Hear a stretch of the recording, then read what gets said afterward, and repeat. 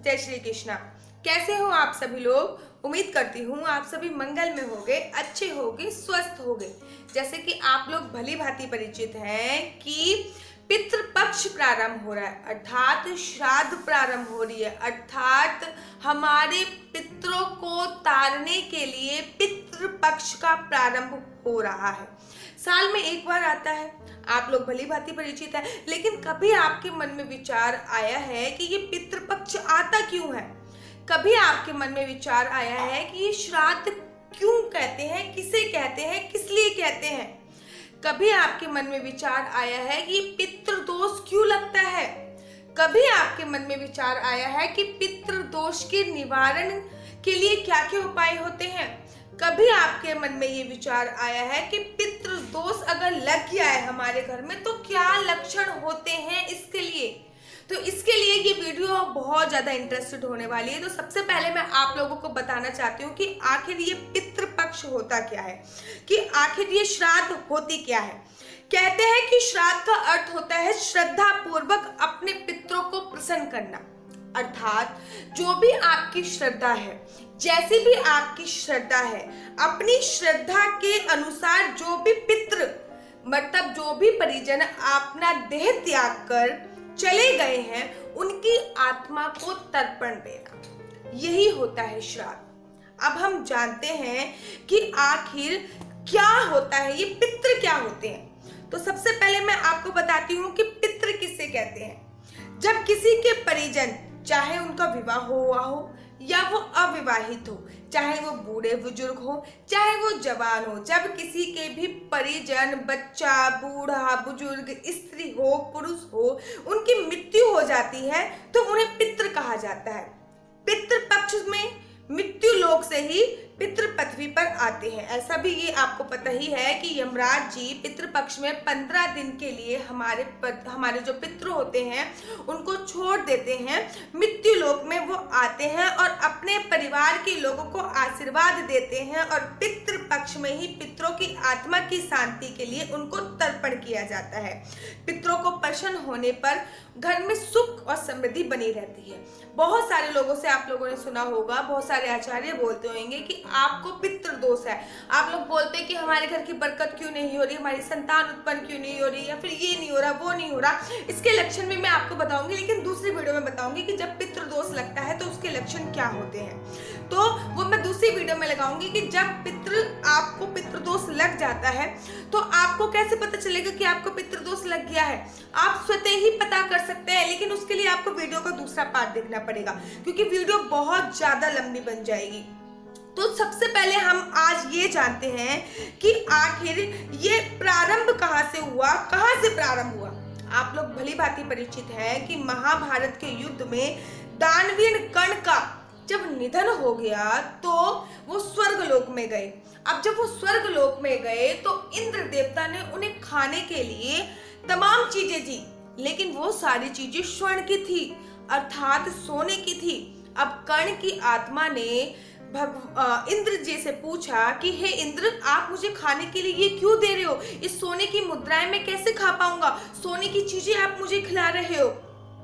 तो इंद्र ने बोला कि आपने केवल और केवल अपने जीवन काल में स्वर्ण ही दान किया है, इसलिए आपको यहाँ पे खाने की केवल स्वर्ण ही चीजें मिल रही हैं। आपने अपने पूर्ण बुजुर्गों को कुछ दान नहीं किया। अब कर्ण ने बोला कि मुझे तो अपने बुजुर्गों के बारे में पता ही नहीं था, तो मैं दान कैसे करता? तो इंद्र ने बोला कि जिनको भी अपने बूढ़े बुजुर्गों के बारे में पता नहीं है वो भी अमावस्या वाले दिन दान कर सकते हैं। जिनको ये भी नहीं पता कि उनके बूढ़े बुजुर्ग किस तिथि में मरे हैं वो भी अमावस्या वाले दिन दान कर सकते हैं।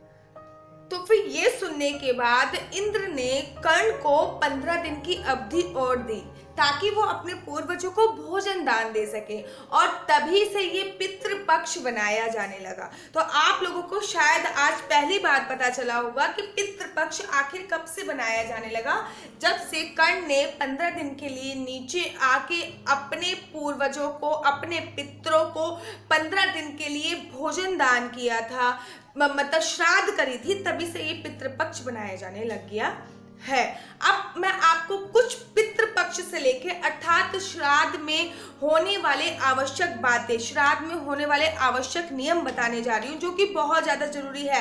वीडियो बहुत ज़्यादा लंबी हो जाएगी, इसलिए मैं केवल आपको इस वीडियो में केवल नियम बताऊंगी कि आपको किन किन बातों को फॉलो करना है श्राद्ध में। दूसरी वीडियो में मैं आपको बताऊंगी कि आपको कैसे प्रतीत होगा कि आपके घर में पितृदोष है और पितृदोष की निवारण के लिए आपको क्या क्या करना चाहिए, ये मैं आपको वीडियो के सेकंड पार्ट में बताऊंगी। जरूर और जरूर देखिएगा। तो चलिए मैं आपको सबसे पहले बताती हूँ कि आपको श्राद्ध करते वक्त किन किन बातों का ध्यान रखना है। आपको जब भी श्राद्ध करनी है, जब भी आप इन 15 दिन में आप कोशिश कीजिए कि भागवत का 7वां जो अध्याय है उसका महात्म पढ़े। अगर वो 7वां अध्याय पूरा पढ़ लेते हो तो फिर बात ही क्या है। अगर आप पूरा नहीं पढ़ पाते हो तो कोशिश करें कि 7वें दिन का महात्म जरूर पढ़ें। और अगर आप पूरे 15 दिन नहीं पढ़ पाते हो तो आप कोशिश कीजिए जिस दिन आपके पितृ की श्राद्ध है। अब आप कहोगे दीदी हमें तो पता ही नहीं है कि हमारे पितृ की श्राद्ध कब है। अर्थात जब भी आपके घर का बूढ़ा बुजुर्ग या फिर आपके घर पे किसी की डेथ होती है, कोई मरता है, तो जिस तिथि को वो मरता है उस तिथि में ही उसकी श्राद्ध होती है। इनडायरेक्टली अगर आपको पता नहीं है कि आपके पितृ अर्थात आपके बूढ़े बुजुर्ग आपके घर में देहांत किसी का कब हुआ है, तो आप उसकी जो श्राद्ध है वो अमावस्या वाले दिन डाल सकते हैं। इसलिए अमावस्या को सर्व पितृ अमावस्या कहा जाता है, जो कि सबसे अंत में होती है और इस बार वो 17 सितंबर को है। आपको लोगों की जानकारी के लिए मैं आपको बता दूं, अगर आपको आपके पिताजी की श्राद्ध याद नहीं है कि आपके पिताजी का देहांत कब हुआ था, हम उनकी श्राद्ध कब डालें, तो आप अपने पिताजी की श्राद्ध अष्टमी वाले दिन डाल सकते हैं।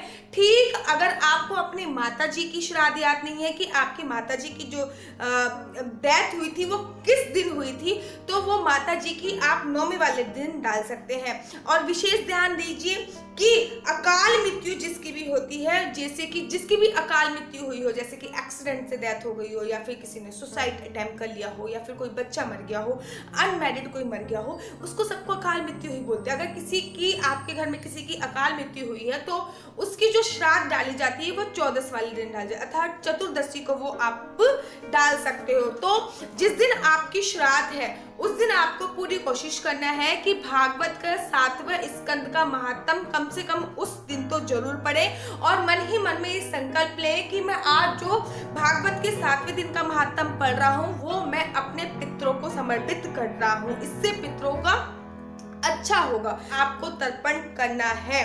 अगर आपके कोई पुत्र नहीं है, जैसे कि कहते हैं कि पुत्र ही अपने माता पिता का तर्पण करते हैं या फिर अपने बूढ़े बुजुर्गों का तर्पण करते हैं, अगर आपके घर पे भी कोई पुत्र नहीं है तो आपके जो धोते हैं अर्थात आपकी बेटी के जो बच्चे हैं, आपकी बेटी का जो लड़का है वो भी श्राद्ध कर सकते हैं अपने पितरों के नाम का। और अगर वो भी नहीं है तो एक पत्नी भी अपने पति के नाम का श्राद्ध कर सकती है, इसमें कोई बुराई नहीं है। जिसकी देह वासना तिथि का पता नहीं है वो अमावस्या वाले दिन श्राद्ध करिए। मतलब अर्थात अगर आपको पता नहीं है कि आपके पूर्वज किस दिन आपके पूर्वजों का देहांत हुआ था, तो सबके लिए एक ही श्राद्ध आप कर सकते हो, वो आप अमावस्या दिन वाले दिन कर सकते हो। एक पर्टिकुलर मैं आपको समय बता रही हूँ, लोग 3 बजे भी करते हैं, 4 बजे भी करते हैं श्राद्ध, ऐसा नहीं करना चाहिए। श्राद्ध जो आप कर रहे हो वो 11:30 बजे से लेके 12:30 बजे तक, अर्थात 11:30 से 12:30 बजे तक मैक्सिमम हो जानी चाहिए। अगर आप गया, पुष्कर, प्रयागराज, हरिद्वार में श्राद्ध करते हो तो बात ही क्या है। अगर आप इन जगहों पे श्राद्ध नहीं कर पा रहे हो तो आप किसी गौशाला में, देवशाला में या नदी के तट पर भी श्राद्ध कर सकते हो। श्राद्ध में आप सफेद रंग का पुष्प अवश्य चढ़ाएं। विशेष ध्यान रखिए, जब भी हम किसी की श्राद्ध करते हैं तो लाल रंग का पुष्प नहीं चढ़ाया जाता, काले रंग का पुष्प कभी भी नहीं चढ़ाया जाता है। ये चीजें आपको याद करने की होती है। और याद करने वाली बात यह है कि हमारे जिन संबंधियों का देहांत हो गया है और जिनका दूसरा शरीर नहीं मिला है वो पितृलोक में अथवा इधर उधर भटकते रहते हैं, विचरण करते रहते हैं, उनके लिए ही मात्र पिंड दान किया जाता है। बच्चों के लिए और सन्यासियों के लिए कभी भी पिंडदान नहीं किया जाता। पिंडदान किसके लिए किया जाता है? जिन हमारे सगे संबंधियों का देहवास हो गया है, अर्थात मृत्यु हो गई है, अर्थात उनको दूसरा शरीर नहीं मिला है, उनकी आत्मा इधर उधर भटक रही है, तो उनकी आत्मा की शांति के लिए, उनकी आत्मा की संतुष्टि के लिए ही पिंडदान किया जाता है।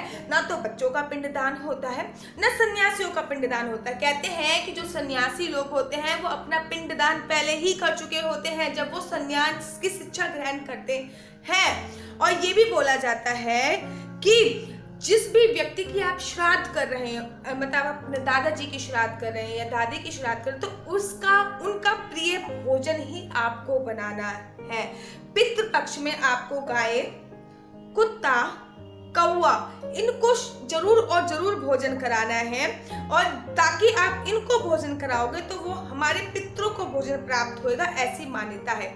मांस मदिरा का सेवन आपको श्राद्ध पक्ष में नहीं करना है, पितृ पक्ष में नहीं करना है। अमावस्या को पितरों के नियमित बनाया गया भोजन आप हर अमावस्या पर पितरों के लिए भोजन बना सकते हैं और दान दे सकते हैं। अगर हर अमावस्या पे नहीं कर रहे तो ये जो अमावस्या आ रही है, अश्विनी अमावस्या, इस पर तो आप ये अवश्य करें, अवश्य आपको करना चाहिए। आप जिसकी भी श्राद्ध डाल रहे हैं कोशिश कीजिए कि उसके नाम की पीपल पर 108 परिक्रमा अवश्य और अवश्य करें। एक और बहुत जरूरी बात मैं आप लोगों को बताने जा रही हूँ कि जिस दिन आप जिस किसी की भी श्राद्ध डाल रहे हैं, अगर आप उसके नाम का एक पीपल का पेड़ किसी भी कहीं भी लगा देंगे, अपने घर पे नहीं लगाना, वो घर पे इन द सेंस मैं आपसे ये नहीं कह रही, ये एकदम मैं आपको बताती हूँ कि ये एकदम भ्रम है कि पीपल के पेड़ पे भूत का वास होता है, ये एकदम भ्रम है। पीपल को भगवान श्री कृष्ण ने गीता में देव वृक्ष माना है, सर्वश्रेष्ठ वृक्षों की संज्ञा दी है, वहां पे हमारे पितरों का वास होता है। तो एक पीपल का पेड़ अवश्य लगाएं। अगर पीपल का नहीं लगा सकते तो नीम का पेड़ लगाएं, नीम का नहीं लगा सकते तो तुलसी का पेड़ एक पितरों के नाम का अवश्य और अवश्य आपको लगाना चाहिए। साथ ही साथ आप जो भी भोजन आप अपने पितरों के नाम का बना रहे हो उसमें आप तुलसी का दल अवश्य डालिए। कहते हैं कि तुलसी का दल अगर डाल के पितरों को भोजन समर्पित कर दिया जाता है तो उनको विष्णु लोक की प्राप्ति हो जाती है। तो ये छोटे छोटे बातें मैंने आपको बताई हैं कि अपने पितरों को प्रसन्न करने के लिए किसी भी तिथि का प्रियजन देहांत हुआ हो उसकी श्राद्ध आप अमावस्या पे कर सकते हो, और स्टार्टिंग ये पूर्णमासी पे होती है। पूर्णमासी पे केवल उसी की श्राद्ध होती है जिनका देहांत पूर्णमासी पे हुआ हो। तो ये छोटी छोटी बातें आपको ध्यान रखनी है और आपको श्राद्ध जरूर करना है।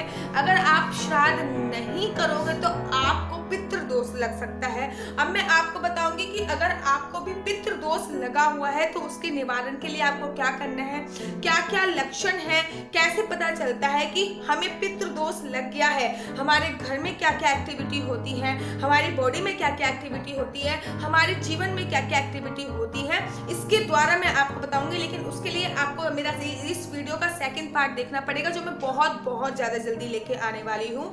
तो चलिए, जय जय श्री कृष्णा, वंदे मातरम, भारत माता की जय, हरि बोल।